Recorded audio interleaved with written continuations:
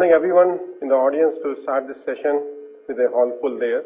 The theme of this event this year we chosen when PwC we were discussing and debating for almost 4 months time. It took us to identify what should be done, what survey should be done, and we picked up the event is connecting the dots, wiring business, operation, and technology. I think that's the main agenda because there are only 4 objectives bank drives the business for. One is they are looking for more products per customer so they can sell more products to the same customer, which we call MPC. There could be more customer per product, which could be MCP,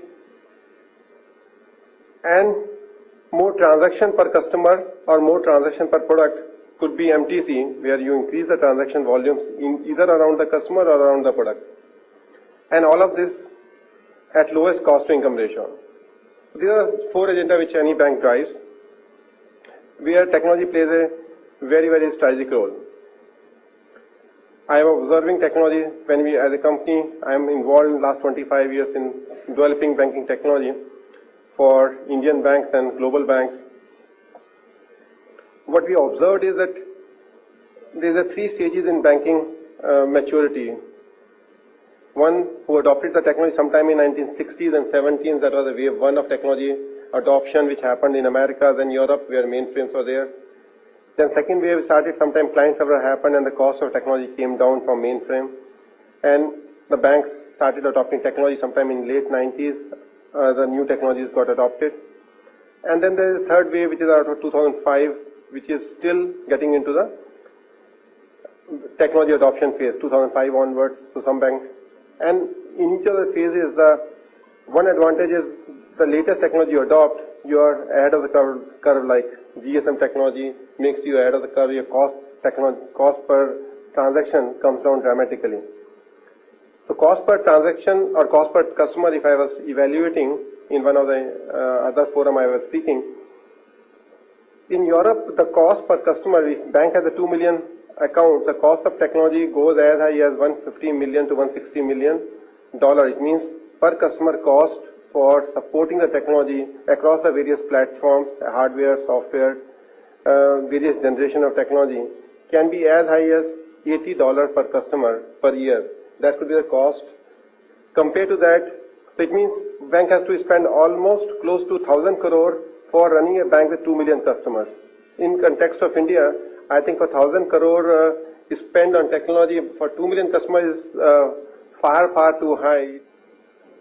So that is a significant advantage India has. The cost of technology per customer is substantially lower because of smart management style of the banks maybe, or the later adoption of the technology, or the hunger to drive the cost down. But I think opportunities today are much, much higher. The technologies in the last 5 years have changed dramatically. Today we are now habitual of app-based. As soon as Apple announced the iPhone, I think apps become natural. We have started decomposing the application into apps. We were working on SOA technology after 2002. And SOA, when we used to go to the bank that this is a service-oriented architecture, bank used to ask, what does it mean for us?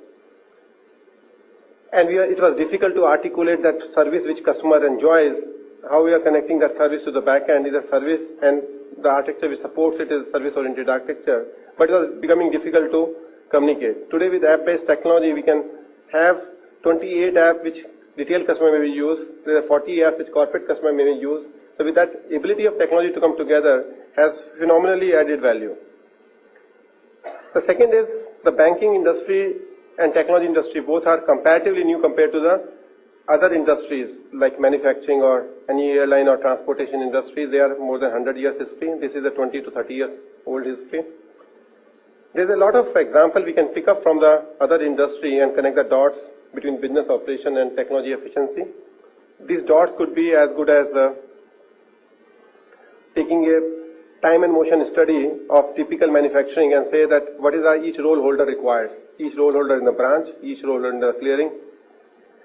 Instead of having a menu-based multi-product screens which is coming to him, which is intimidating him, one loan screen and one credit card screen and one corporate cash management screen or collection screen, If his needs are, four needs are there, he needs some information, he needs some analysis of information, he needs some decision making, and he needs to pass some transaction. If there are four needs he has to pursue, can all the four needs come together at a one single place on his iPad or on his desktop, which we call it IADT, information analytics, decision and transaction can come together, so that as soon as I see some decision making to be made, can I pass the transaction there and then? But today, these systems over the period of time has been developed in such a manner which doesn't connect business and operation and technology, but today these technologies are available which can connect these dots.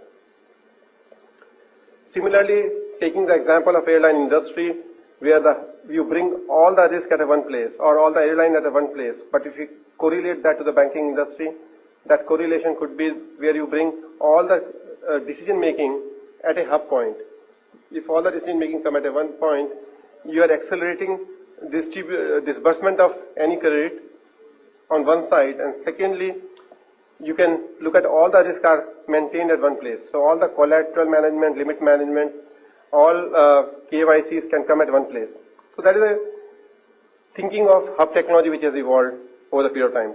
So I just wanted to give a brief that there's too much opportunities available today. So at this point of time, thank you very much for joining this event.